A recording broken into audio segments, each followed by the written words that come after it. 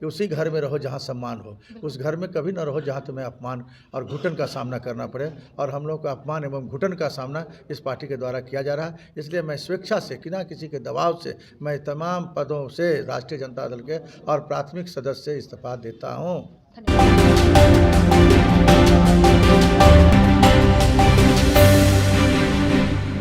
आप देख रहे हैं रब्जी लाइव का डिजिटल प्लेटफॉर्म और मैं हूं आपके साथ निधि सिंह। देखिए, राष्ट्रीय जनता दल से पूर्व एमएलसी आज़ाद गांधी अब आज़ाद हो गए। जी हाँ, उनका कहना है कि राष्ट्रीय जनता दल में कोई भी मान और सम्मान नहीं दिया जाता है, जिस कारण से मैं वहां से इस्तीफा दे दिया हूं। पहले उनकी इस पूरी वीडियो को सुनिए, क्या कुछ कहते हुए नजर आ रहे हैं आज़ाद गांधी।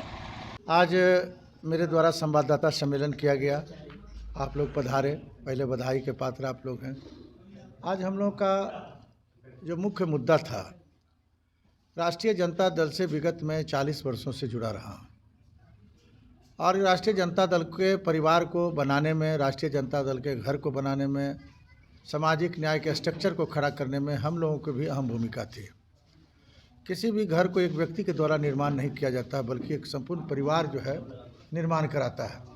हम लोगों ने काफ़ी मेहनत किया इस उम्मीद से कि कुछ मिले या ना मिले, सम्मान अवश्य मिले, कार्यकर्ताओं को सम्मान। चूँकि बिहार का जो कार्यकर्ता है काफ़ी सेंटिमेंटल कार्यकर्ता है, इसको मान सम्मान के अलावा जो है उसे कुछ धन दौलत के लोग आदि नहीं है कि धन दौलत चाहिए। और जो राष्ट्रीय जनता दल का जो शीर्ष नेता है वह सम्मान देने में विफल रहा। आप बताइए कि कोई भी पार्टी हो, छोटी पार्टी हो या बड़ी पार्टी हो, मैं तमाम चेहरा को अपने आँखों से देखा हूँ। राजीव गांधी से भी मिलने की बात होती थी तो आधा घंटा से ज़्यादा समय नहीं लगता था। लाल कृष्ण आडवाणी से भी मिलने का बात हो तो 15 मिनट से ज़्यादा नहीं लगता था। प्रधानमंत्री नरेंद्र मोदी से अपॉइंटमेंट लेने के बाद मिलने की बात होती है तो 2 दिन से ज़्यादा नहीं लगता है। लेकिन यहाँ कौन सा हिसाब से लोग पार्टी चला रहे हैं कि अगर नेता प्रतिपक्ष से मिलने की बात हो, घंटों समझिए लोग इनके गेटों पर इंतज़ार करते थे, काफ़ी मशक्क़त करते थे कि कम से कम मुलाकात हो जाए, मेरा चेहरा उनका चेहरा में टकरा जाए। लेकिन लास्ट में जब शाम हो जाता था, सूरज ढल जाता था, रोशनी बंद हो जाता था, तब लोग उसी उम्मीद के साथ निकल जाते, हो सकता है कि दूसरा दिन मिलेंगे। उधर से जब कॉल आता था कि फलाना आदमी को बुला रहे हैं तो लगता था मेरा नाम कब आएगा। भाई, कार्यकर्ता सोचते थे कि मेरा नाम कब आएगा। कभी आया ही नहीं नाम किसी का। 4-4 घंटा 5-5 घंटा इंतज़ार करना, ये कहाँ का डेमोक्रेटिक पार्टी का नियम है। आप तेजस्वी से नाराज हैं?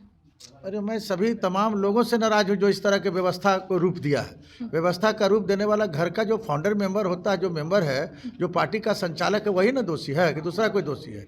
इसमें हम दोषी हैं, हम लोग कार्यकर्ता पार्टी को बर्बाद कर रहे हैं। जब आप कार्यकर्ता से मिलिएगा नहीं, कार्यकर्ता की बात सुनिएगा नहीं, कार्यकर्ता की भावनाओं को सम्मान दीजिएगा नहीं, तो कौन आपके साथ रहेगा। आप 17 महीने का जो शासन काल रहा, आपने एक भी कार्यकर्ता से मिला क्या?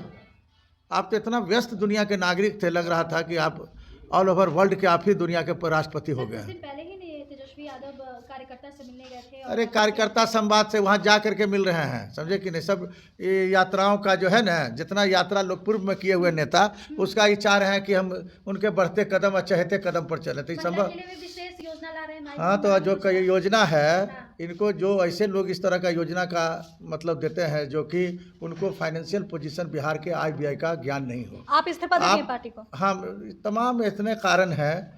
अभी मैं उनसे बात कर रहा था कि बिहार का आय का स्रोत क्या है।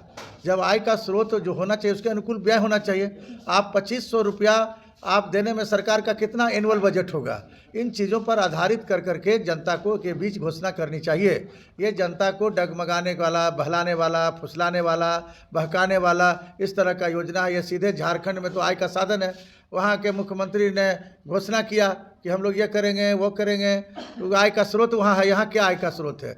इसलिए मैं ये सब योजनाओं के बारे में ज़्यादा विशेष रूप से प्रकाश नहीं डालता हूँ।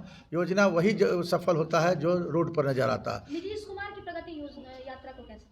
नीतीश कुमार देखिए अपनी प्रगति यात्रा को लेकर के गए हैं, अपनी बातों को बता रहे हैं कि हमने क्या किया।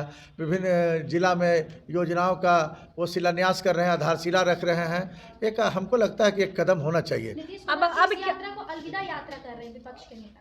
अब किनका विदा होगा और किनका अलविदा होगा, ये तो आज ही के दिन से पता चल रहा है कि इनका ईंट घसकते जा रहा सब। आजाद जी, एक लास्ट सवाल रहेगा, क्या अब आगे की निर्णय आपका होगा, पार्टी ज्वाइन करेंगे या पार्टी बनाएंगे? नहीं, हम लोग जो है पार्टी बनाने बना नहीं सकते हैं, समझे कि नहीं, योग्य हैं पार्टी बनाने लायक, नीतीश लेकिन कुमार के साथ जाएंगे? समय आने पर मैं आपसे बात करूंगा। अभी पहला चर्चा है, आज पहला मुद्दा रिजाइनेशन का है। हमने कई कारणों पर प्रकाश भी डाला रिजाइनेशन का, समझे कि नहीं।